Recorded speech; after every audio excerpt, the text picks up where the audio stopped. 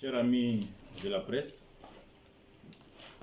comme l'a dit tout à l'heure le modérateur, je suis Claude Gourou, président du Parti écologique de Côte d'Ivoire, en abrégé PECI.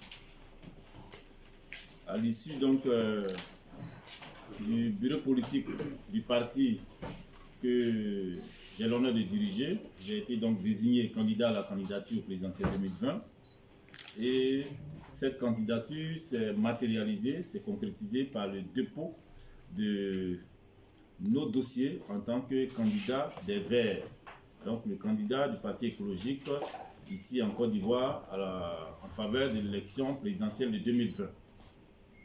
Il était donc essentiel aujourd'hui pour nous, au nom donc de tous les Verts et tous les sympathisants qui nous ont fait confiance dans notre pays, de nous adresser donc à nos compatriotes. Je voudrais commencer d'abord par saluer tous les Ivoiriens qui nous ont fait confiance à travers la composition donc de nos différents dossiers.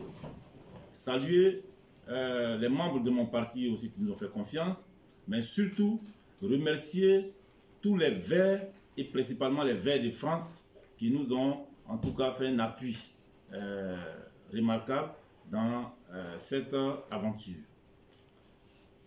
Nous voudrons donc ce matin, à côté des salutations et des remerciements, donner notre avis sur ces élections 2020. Nous voudrons ce matin faire une analyse en quelques lignes de la situation sociopolitique de notre pays. C'est le lieu pour nous de dire que pour ces échéances électorales de 2020, les Verts de Côte d'Ivoire sont confiants pour le 31 octobre 2020. Ils sont confiants parce que les Verts de Côte d'Ivoire, c'est plus de 32 fédérations sur l'étendue du territoire national, avec environ 75 sections au niveau des bases sur le territoire national, et surtout près de 874 000 adhérents à travers la Côte d'Ivoire. Nous voulons nous positionner comme la candidature de la jeunesse. Cette candidature est celle des jeunes. Une candidature de la jeunesse audacieuse, de la jeunesse responsable et de la jeunesse qui entreprend. C'est le lieu donc d'inviter tous les jeunes de Côte d'Ivoire à nous suivre, à nous accompagner dans cette aventure.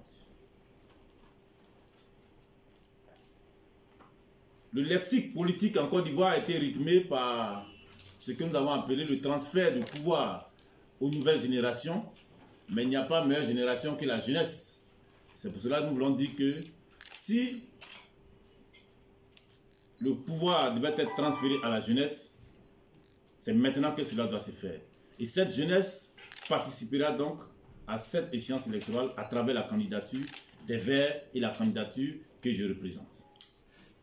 Nous voulons dire que nous sommes le candidat du monde paysan. Le candidat du monde paysan parce que la Côte d'Ivoire est basée, le succès de la Côte d'Ivoire, comme nous l'a toujours dit, est basé sur l'agriculture. Et aujourd'hui, cette agriculture est en souffrance dans notre pays.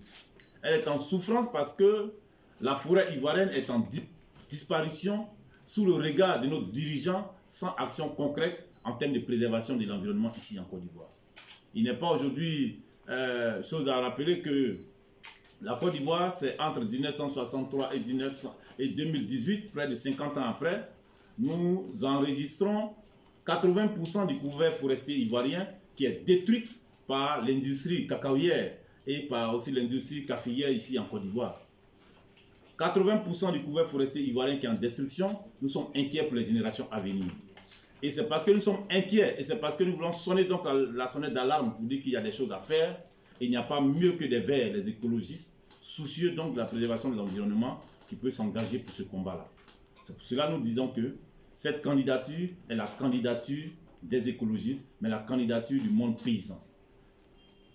Nous disons que cette candidature est aussi celle du trait d'union générationnel. Du trait d'union générationnel pour parler de l'unité nationale. L'unité nationale parce que aujourd'hui il y a eu beaucoup de crises qui ont secoué notre pays. Et il y a ce qu'on appelle des grands, ou les grands en Côte d'Ivoire. Mais il y a aussi ces personnes anonymes, ces personnes consciencieuses de l'avenir et du devenir de la Côte d'Ivoire qui voudraient aussi apporter les pierres, je veux dire, à l'édifice d'un pays bâti sous le socle de la paix et de l'entente entre les différentes communautés. Et nous pensons que, après avoir côtoyé ces grands qui aujourd'hui sont en train encore de se battre ou sont en train aujourd'hui de mettre en place des germes d'une situation sociopolitique conflictuelle, il y a une candidature qui se démarque et c'est la nôtre. Cette candidature qui peut à la fois parler aux anciens, mais aussi parler aussi aux jeunes. Et je pense que c'est cette candidature du trait d'union que nous voulons représenter. Nous parlons de cette représentation du trait d'union parce que il faut que le dialogue prévale.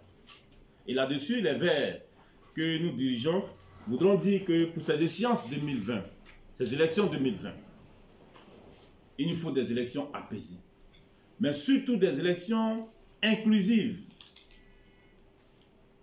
Des élections inclusives. L'histoire des crises électorales en Côte d'Ivoire ne date pas d'aujourd'hui. De 2000, 2010 et aujourd'hui nous sommes en 2020. Il y a toujours prévalu des accords politiques arrangés au nom de la paix en Côte d'Ivoire. Et nous pensons que ces choses peuvent être toujours faites pour que la paix soit en Côte d'Ivoire. Il faut que toutes les personnes qui candidatent et qui concourent à ces élections présidentielles, des mesures et des dispositions soient faites. Au niveau de la CEI, du Conseil constitutionnel et du chef de l'État en exercice actuel, le président Alassane Ouattara, pour que les candidatures des uns et des autres soient traitées au nom de la paix pour la Côte d'Ivoire. Au nom de la paix, et nous l'avons déjà expliqué, le Parti des Verts a lancé un appel au chef de l'État. Et nous voulons réitérer cet appel. Qui tende la main à l'ancien chef de l'État, Henri Konan Bédié, à l'ancien chef d'État, Laurent Gbagbo, au ministre Chablé Goudé, au président Soro Kibafouri. Il est encore temps qu'un dialogue puisse se faire entre tous ces acteurs. Il est encore temps, comme l'a dit le cardinal, que des solutions soient trouvées pour préserver des vies encore de notre pays. Il faut préserver des vies parce que la réalité des conflits intercommunautaires est effective en Côte d'Ivoire. Après donc l'appel au chef de l'État, j'en arrive donc au conflit intercommunautaire. Chez moi-même à Guibérois. À Guibérois, ma ville natale, a vu des affrontements où des marcheurs, à l'appel donc de l'opposition, ont organisé une marche et se sont vus stopper par des contre-marcheurs. Et dans la commune, dans la ville, le quartier BT, qui est mon village natal, parce que issu donc du quartier BT de la ville natale de Guibérois, ont fait l'objet de répression, ont fait l'objet d'attaques. Nous avons donc pondu un communiqué pour appeler au calme et à la retenue de toutes ces populations. Mais ce sont des actes qui présagent d'élections mouvementées en Côte d'Ivoire. Ce sont des situations qui prévalent d'élections sous tension en Côte d'Ivoire. Et si nous voulons préserver des vies, je pense qu'il est encore temps. Il est encore temps que tous les acteurs politiques du pays puissent se retrouver afin de rassurer les différentes populations. Appeler les uns et les autres dans les formations politiques et les chefs religieux, les guides religieux, à communiquer le langage de la non-violence et le langage de la paix. Mais tout ceci, ce que je viens de dire, puisque nous parlons de l'avenir de la Côte d'Ivoire, tout ceci sont entre les mains de deux entités. Tout dépendra du chef de l'État Alassane Ouattara et des rédacteurs de la Constitution en Côte d'Ivoire. Parce que pour nous les Verts, le problème qui se pose en ce moment n'est pas un problème lié forcément au chef de l'État en exercice actuel, mais aux rédacteurs. Nous voulons prendre donc à témoin ici l'opinion nationale et internationale pour dire qu'en Côte d'Ivoire, s'il y a un problème qui surviendrait au lendemain ou avant ces élections ici, cela incombe, en tout cas la responsabilité incombe aux rédacteurs de la Constitution, qui ont créé un flou juridique qui porte à interprétation, mais qui se mue dans un silence, là où toutes les composantes des différentes formations politiques et les animateurs sont dans un concert d'interprétation flou et dans un concert d'interprétation qui rime avec, je veux dire, de la tension. Il faut qu'ils prennent des responsabilités. On nous a parlé d'experts, mais l'expert se définit comme une entité de celui qui a une connaissance, je veux dire, aussi poussée dans un domaine précis. Mais ce sont les experts de la chose constitutionnelle. Où sont-ils aujourd'hui? Et qui viennent une bonne fois pour toutes nous dire, voici ce qu'ils ont rédigé, voici ce que cela signifie, afin que la lanterne des Ivoiriens soit située.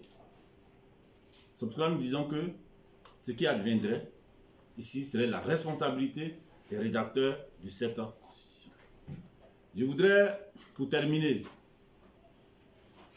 en attendant de prendre quelques questions, pour terminer, pour dire que nous voudrions, au niveau des Verts, faire en sorte que l'action gouvernementale soit axée autour de la chose environnementale. C'est cette prise de conscience sur les problématiques de l'environnement qui ont motivé notre candidature. Nous sommes donc, après être le candidat des jeunes, le candidat du monde paysan, le candidat de toutes les victimes des catastrophes environnementales et humaines en Côte d'Ivoire. À commencer par les déchets toxiques, jusqu'aux inondations en Côte d'Ivoire, et surtout aussi nos parents paysans qui sont victimes du dérèglement climatique. Et s'il faut faire changer les choses à cause du dérèglement climatique, soyez rassurés, les premiers acteurs pour la lutte pour le réchauffement climatique en Côte d'Ivoire, c'est bien les Verts que nous représentons. Et nous pensons que cette lutte pour le réchauffement climatique en Côte d'Ivoire, désormais, sera au centre et au cœur de toutes les actions gouvernementales. Nous n'allons pas mettre la pression. Au lieu d'être un mouvement de pression, nous voulons être un mouvement d'action et un mouvement de concrétisation de notre volonté politique. C'est cette nouvelle offre politique que nous proposons donc à nos concitoyens. L'offre politique écologique qui parle de l'environnement, qui parle du mieux-être de l'homme, qui parle du mieux-être du cadre de vie de l'homme. Et nous pensons que beaucoup de choses restent à faire ici en Côte d'Ivoire et ces choses-là seront faites. À commencer par la vulgarisation, à commencer par la promotion des énergies renouvelables, à commencer par les mesures urgentes en termes, je veux dire, de planting d'arbres en Côte d'Ivoire pour retrouver son couvert forestier, mais surtout aussi au niveau des actions concrètes entre les hommes pour pouvoir consolider cette paix dans laquelle nous sommes aujourd'hui. Et nous espérons qu'avant ces élections, tous les acteurs politiques, nous allons nous retrouver pour pouvoir trouver les grandes décisions qui s'imposent afin de préserver des vies en Côte d'Ivoire. Car nous, les Verts, nous sommes inquiets. Et c'est ce que nous voulons, certainement, c'est ce que nous voulons dire à toute la presse nationale et internationale et donner rendez-vous au 31 octobre pour dire que nous allons gagner ces élections. Nous sommes très confiants. Nous avons eu beaucoup d'échos au niveau de la Côte d'Ivoire et nous pensons qu'en 2020, nous serons un grand rendez-vous et je pense que ces élections pourront bien se dérouler si les acteurs politiques s'asseyent, si le dialogue commence maintenant et il est temps que le dialogue commence maintenant autour de la Côte d'Ivoire avec ses fils sans exclusion ici en Côte d'Ivoire. Je vous remercie.